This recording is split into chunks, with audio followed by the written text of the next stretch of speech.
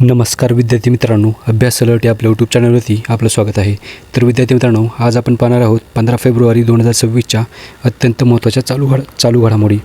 तर व्हिडिओ पहिल्यापासून शेवटपर्यंत पाहण्याचा प्रयत्न करा. अतिशय महत्त्वाचे आणि निवडक प्रश्न असणार आहेत, जे की तुम्हाला कोणत्याही स्पर्धा परीक्षेमध्ये डायरेक्ट विचारले जाऊ शकतात. तर विद्यार्थी मित्रांनो बघा, प्रश्न क्रमांक 1 आहे, न्यू स्टार्ट ट्रिटी हा करार नुकताच समाप्त झालेला आहे, तर तो कोणत्या 2 देशांदरम्यान सुरू होता? ओके, तर इम्पॉर्टंट प्रश्न आहे विद्यार्थी मित्रांनो. ओके, हा जो करार आहे तो प्रसिद्ध करार आहे, त्यामुळे हा प्रश्न तुम्हाला विचारण्यात आलेला आहे. ओके, तर बघा विद्यार्थी मित्रांनो, याचं उत्तर असणार आहे ऑप्शन ए, म्हणजेच अमेरिका आणि रशिया.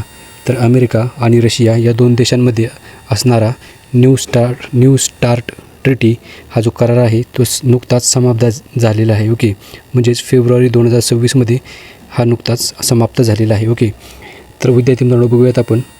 बघा, न्यू स्टार्ट ट्रिटी म्हणजेच स्ट्रॅटेजिक आर्म्स रिडक्शन ट्रिटी हा जो करार आहे तो युनायटेड स्टेट्स आणि रशिया या 2 देशांदरम्यान होता. ओके, तर बघा विद्यार्थी मित्रांनो, हा जो करार आहे तो 2010मध्ये प्राग येथे स्वाक्षरित करण्यात आला होता. ओके, बघा 2010मध्ये हा करार करण्यात आला होता.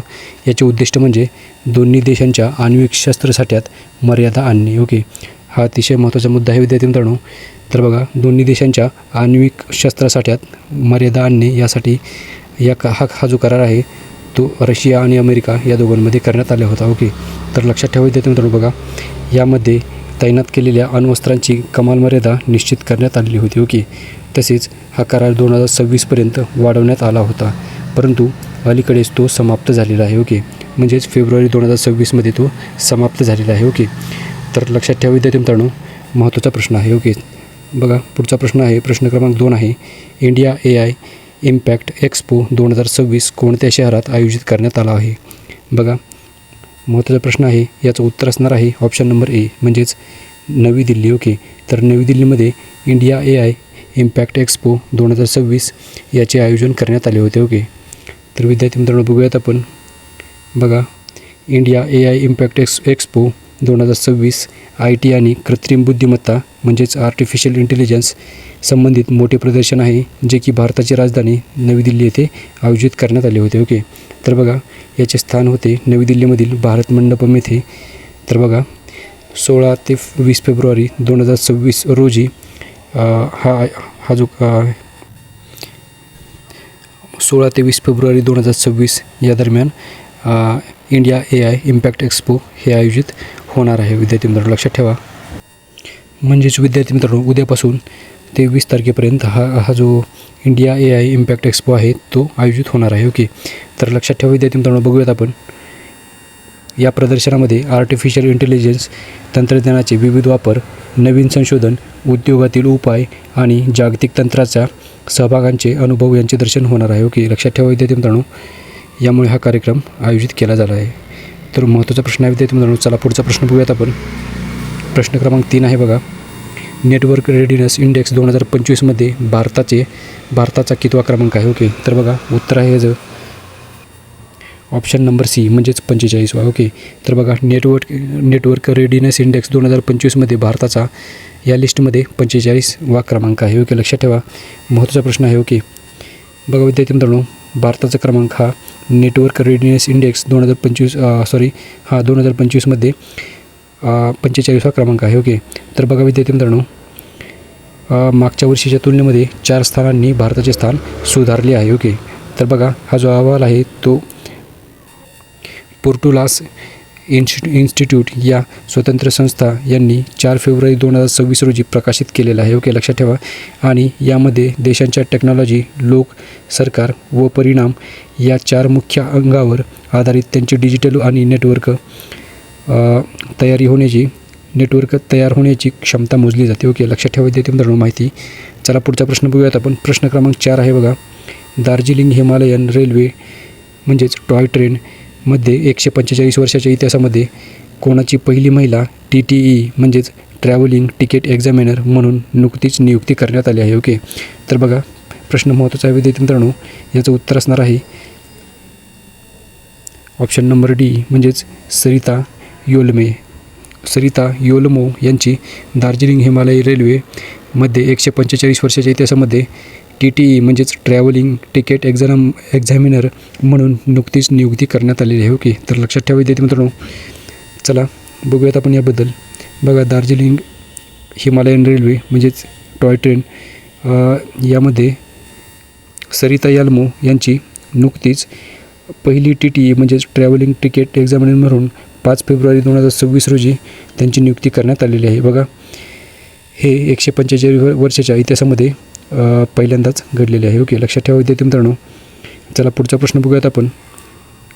प्रश्न क्रमांक 5 आहे बघा, भारतातील पहिला संगीतमय रस्ता नुकताच कोणत्या शहरात बांधला आहे? ओके, तर महत्त्वाचा प्रश्न आहे, भारतातील पहिलाच आहे त्यामुळे प्रश्न महत्त्वाचा ठरतो. ओके, तर बघा याचं उत्तर असणार आहे ऑप्शन नंबर C म्हणजेच मुंबई. तर मुंबई या शहरामध्ये भारतातील पहिला संगीतमय रस्ता नुकताच बांधण्यात आलेला आहे. ओके, बघूया आता विद्यार्थी मित्रांनो. बघा, भारतातील पहिला संगीतमय रस्ता मुंबई या शहरामध्ये बांधण्यात आलेला आहे. बघा, मुंबईमध्ये कोस्टल रोडवर हा तयार करण्यात आलेला आहे आणि हा एकूण 500 मीटरचा विशेष रस्ता आहे. ओके, लक्षात ठेवा. चला पुढचा प्रश्न बघूयात आपण विद्यार्थी मित्रांनो. बघा, प्रश्न क्रमांक 6 आहे, नवी दिल्ली येथे झालेल्या पहिल्या ब्रिक्स शेर्पा बैठक 2026चे अध्यक्षपद कोणी भूषवले आहे? ओके, तर बघा प्रश्न महत्त्वाचा आहे. याचं उत्तर असणार आहे ऑप्शन नंबर A म्हणजेच सुधाकर दलेला. तर सुधाकर दलेला यांनी नवी दिल्ली येथे झालेल्या नुकत्याच ब्रिक्स शेर्पा बैठक 2026चे अध्यक्षपद भूषवलेले आहे. ओके, तर विद्यार्थी मित्रांनो बघा, ब्रिक्सचा अर्थ होतो म्हणजेच ब्रिक्स ही जी संघटना आहे याचा अर्थ होतो B म्हणजे ब्राझील, R म्हणजे रशिया, I म्हणजे इंडिया, C म्हणजे चायना आणि S म्हणजे साऊथ आफ्रिका. ओके, लक्षात ठेवा विद्यार्थी मित्रांनो. चला पुढचा प्रश्न बघूयात आपण. प्रश्न क्रमांक 7 आहे, जगातील पहिली राष्ट्रीय बायोबँक नुकतीच कोणत्या देशाने सुरू केली आहे? ओके, तर महत्त्वाचा प्रश्न आहे विद्यार्थी मित्रांनो. ओके, तर जगातील पहिलीच बायोबँक आहे जी की भारताने सुरू केली आहे. ओके, बघा ऑप्शन D याचं उत्तर असणार आहे विद्यार्थी मित्रांनो भारत. तर आपल्या भारताने जगातील पहिली राष्ट्रीय बायोबँक नुकतीच सुरू केलेली आहे. ओके, तर प्रश्न महत्त्वाचा आहे विद्यार्थी मित्रांनो.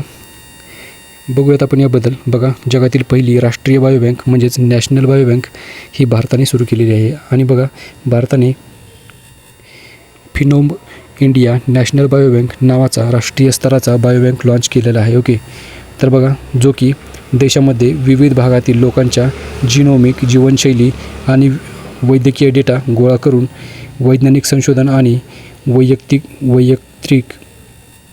वैयक्तिकृत उपचारासाठी वापरण्याचे उद्दिष्ट ठेवतो. ओके, तर लक्षात ठेवा विद्यार्थी मित्रांनो माहिती. चला पुढचा प्रश्न बघूयात आपण. प्रश्न क्रमांक 8 आहे बघा, जगातील सर्वात मोठ्या धान्य साठवण योजनेअंतर्गत पायलट जिल्हा कोणता निवडला आहे? ओके, तर बघा याचं उत्तर असणार आहे विद्यार्थी मित्रांनो ऑप्शन नंबर A म्हणजेच बालाघाट. ओके, तर मध्य प्रदेश या राज्यातील बालाघाट हा जिल्हा जगातील सर्वात मोठ्या धान्य साठवण योजनेअंतर्गत पायलट जिल्हा म्हणून निवडण्यात आलेला आहे. ओके, तर बघा प्रश्न IMP आहे विद्यार्थी मित्रांनो. एक प्रश्न IMP आहे, तुम्ही कोणताही प्रश्न स्किप करू नका. ओके, तर बघा विद्यार्थी मित्रांनो पुढचा प्रश्न बघूयात आपण. प्रश्न क्रमांक 9 आहे बघा, सानी ताकाईची या कोणत्या देशाच्या प्रथम महिला पंतप्रधान बनल्या आहेत? ओके, तर बघा याचं उत्तर असणार आहे विद्यार्थी मित्रांनो ऑप्शन नंबर B म्हणजेच जपान. तर जपान या देशाच्या सानी ताकाईची या नुकत्याच पहिल्या महिला पंतप्रधान बनलेल्या आहेत. ओके, त्यामुळेच प्रश्न महत्त्वाचा आहे. ओके, तर लक्षात ठेवा विद्यार्थी मित्रांनो. बघा जपानबद्दल मूलभूत थोडक्यात माहिती बघूयात आपण. जपानची राजधानी आहे टोकियो, चलन आहे येन, तसेच जपान हा आशिया खंडामध्ये येतो. ओके, लक्षात ठेवा. चला विद्यार्थी मित्रांनो प्रश्न क्रमांक 10 बघूयात आपण. बघा, जागतिक जन्मजात हृदयदोष दिवस दरवर्षी कोणत्या दिवशी साजरा केला जातो? ओके, तर जागतिक जन्मजात हृदयदोष दिवस दरवर्षी कोणत्या दिवशी साजरा केला जातो असा प्रश्न आहे. ओके, तर बघा याचं उत्तर असणार आहे ऑप्शन नंबर D म्हणजेच 14 फेब्रुवारी. तर दरवर्षी आपण 14 फेब्रुवारी रोजी जागतिक जन्मजात हृदयदोष दिवस साजरा करतो. ओके, तर बघा विद्यार्थी मित्रांनो, बघा world congenital heart defect awareness day दरवर्षी आपण 14 फेब्रुवारी रोजी साजरा करतो. ओके, याचा इंग्लिश अर्थ असा होतो world congenital heart defect awareness day. Okay, याला असंही म्हणतात. ओके, तर बघा 14 फेब्रुवारी रोजी हा दिवस आपण साजरा करतो. ओके, याचे उद्दिष्ट आहे बघा जन्मजात हृदय विकारांबद्दल जनजागृती करणे, तसेच लवकर निदान व उपचाराचे महत्त्व सांगणे, तसेच प्रभावित मुलांना आणि कुटुंबांना समर्थन देणे असा याचा उद्देश आहे. ओके, लक्षात ठेवा विद्यार्थी मित्रांनो. आणि व्हिडिओ कसा वाटला हे नक्की कळवा. भेटूयात आपण उद्याच्या व्हिडिओमध्ये. धन्यवाद.